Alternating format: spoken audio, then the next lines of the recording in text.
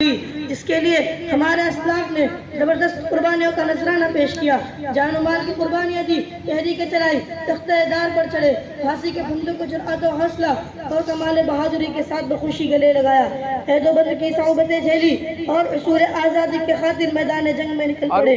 آخر غیر ملکی انگریز ملک سے نکل جانے پر مجبور ہوئے۔ غیر ملکی حکمرانوں نے اپنے اقتدار کو قائم رکھنے کے لیے طرح طرح کی چالیں چلی، تدبیریں کی، رشوتیں دی، لالچ دیے، پھول ڈالو اور حکومت کرو کا اصول بڑے پیمانے پر اختیار کیا۔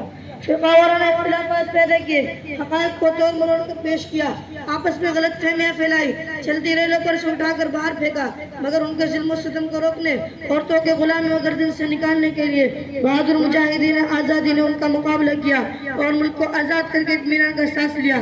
ہندوستان کی تحریک آزادی میں مسلمانوں کا حصہ قدرتی طور پر بہت ممتاز نمایاں رہا ہے۔ انہوں نے جنگ آزادی میں قائد اور رہنما کا پارٹ ادا کیا۔ اس کی وجہ یہ تھی کہ انگریزوں نے اقتدار مسلم حکمرانوں سے چھینا تھا۔ اقتدار سے محرومی کا دکھ اور درد مسلمانوں کو ہوا، انہیں حاکم سے محکوم بننا پڑا، اس کی تکلیف اور دکھ انہیں جھیلنا پڑا، اسی لیے محکومیت و غلامی سے آزادی کی اصل لڑائی بھی انہی کو لڑنی پڑی۔ انگریزوں سے باقاعدہ منظم جنگ نواب سراج الدولہ کے نانا علی وردی خان نے 1754 میں کی اور ان کو شکست دی۔ کلکتہ، ڈائمنڈ ہاربر اور فورٹ ولیم انگریزوں کا مرکز تھا۔ علی وردی خان نے فورٹ ولیم پر حملہ کر کے انگریزوں کو بھگایا۔ انگریز ڈائمنڈ ہاربر پر پناہ لینے پر مجبور ہوئے۔ اسے پہلی منظم اور مسلح جنگ آزادی قرار دیا جا سکتا ہے۔ علی وردی خان کے بعد ان کے نواسہ نواب سراج الدولہ عظم ہوئے۔ انہوں نے اس خطرے کو محسوس کیا کہ انگریز ان کے ملک پر آہستہ آہستہ حاوی ہو رہے ہیں، ان کو ملک سے نکالنا ضروری ہے۔ اس نے ہمت اور حوصلے سے انگریزوں کو شکست دینا چاہا، مگر ان کا دربار سازشوں کا اڈا بن گیا تھا، اس لیے انہیں شکست ہوئی۔ 1757 میں برٹش فوج نے ان کے دارالسلطنت مرشد آباد میں انہیں شہید کر دیا۔ تاریخ کے صفحات میں پلاسی کی جنگ 1757 اور بکسر کی جنگ 1764 کی تفصیل موجود ہے۔ یہ جنگ بھی ہندوستانیوں کی شکست پر ختم ہوئی۔ اس کے بعد انگریز بنگال، بہار، اڑیسہ پر پوری طرح حاوی ہو گئے۔ 1799 میں سرنگا پٹنم کے معرکہ میں ٹیپو سلطان کی شہادت، نیز ہزاروں افراد کے قتل کے بعد ملک میں برطانوی اثرات بڑھتے چلے گئے۔ انگریز سیاسی اثرات بڑھانے کے ساتھ ساتھ مشنری ورک بھی کر رہے تھے۔ اس زمانے میں دینی مدارس بڑی تعداد میں تباہ کیے گئے۔ ان کوششوں کے ساتھ ساتھ دہلی میں ایک تحریک وجود میں آئی جس کے بانی شاہ ولی اللہ محدث دہلوی علیہ الرحمہ تھے۔ ان کی وفات کے بعد ان کے صاحبزادے شاہ عبدالعزیز محدث دہلوی علیہ الرحمہ نے اپنی والد کی تحریک کو بڑھایا۔ وہ انگریزوں کے سخت خلاف تھے۔ انہوں نے 1803 میں انگریزوں کے خلاف جہاد کا مشہور فتویٰ دیا، جس میں ہندوستان کو دارالحرب قرار دیا گیا اور سید احمد شہید کو لبریشن موومنٹ کا قائد مقرر کیا گیا۔ 1831 میں سید احمد شہید علیہ الرحمہ، شاہ اسماعیل شہید علیہ الرحمہ نے بالاکوٹ میں اپنے بے شمار رفقا کے ساتھ اس ملک کے انسانوں کو آزادی دلانے کے لیے انگریز اور ان کے سکھ ساتھیوں کے خلاف جہاد میں شہید ہوئے، لیکن یہ تحریک چلتی رہی۔ مولانا نصیر الدین علیہ الرحمہ نے اس قیادت کی ذمہ داری سنبھالی۔ 1840 میں آپ کی وفات ہوئی۔ ان کے بعد مولانا ولایت علی عظیم آبادی علیہ الرحمہ نے اس تحریک کو زندہ رکھنے میں اہم کردار ادا کیا۔ اس طرح یہ جہاد کا قافلہ برابر رواں دوا رہا، حتیٰ کہ 1857 تک لے آیا۔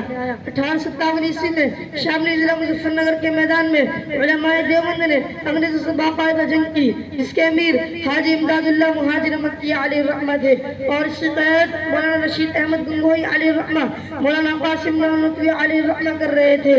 1857 میں مسلمانوں کو بظاہر شکست ہوئی، مگر یہ شکست نہیں فتح دی۔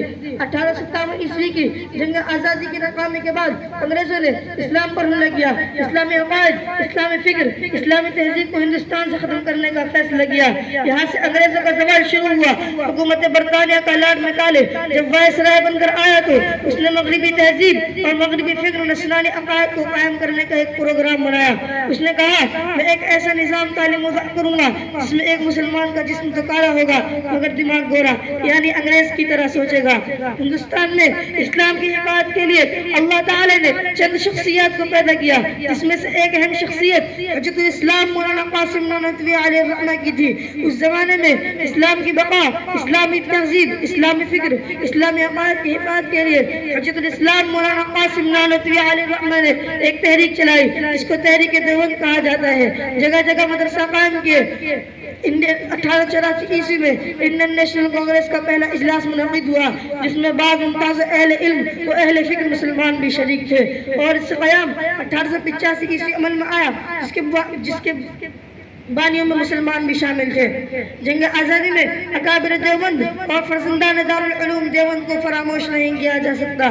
1912 میں پیشو رومال تحریک ابتدا ہوئی جس کے بانی فرزند اول دارالعلوم دیوبند تھے، جن کو دنیا شیخ الہند مولانا محمود حسن دیوبندی علیہ الرحمہ کے نام سے جانتی ہے۔ 1919 میں جماعت علماء ہند کا قیام میں آیا جس کے بنیادی ارکان میں شیخ الہند مولانا محمود حسن دیوبندی علیہ الرحمہ، مولانا حسین احمد مدنی علیہ الرحمہ، شاہ اللہ بخاری علیہ الرحمہ وغیرہ جیسے دانشوران قوم شامل تھے۔ شیخ الہند علیہ الرحمہ کی رہائی کے بعد سب سے پہلے 29 جولائی 1920 میں ترک موالات کا فتویٰ شائع کیا گیا۔ 1919 میں جلیانوالہ باغ ثانیہ جس میں کئی افراد ہلاک ہوئے، انہی ایام میں تحریک خلافت وجود میں آئی جس کے بانی مولانا محمد علی جوہر تھے۔ اس تحریک سے ہندو مسلم اتحاد عمل میں آیا۔ گاندھی جی علی برادران مسلم رہنماؤں کے ساتھ مل کر ملک کے گرد دورہ کیا۔ 1920 عیسوی میں گاندھی جی مولانا ابوالکلام آزاد نے غیر ملکی مال کے بائیکاٹ اور ترک موالات کی تجویز پیش کی۔ یہ بہت کارگر ہتھیار تھا جو اس جنگ آزادی اور قومی جدوجہد میں استعمال کیا گیا۔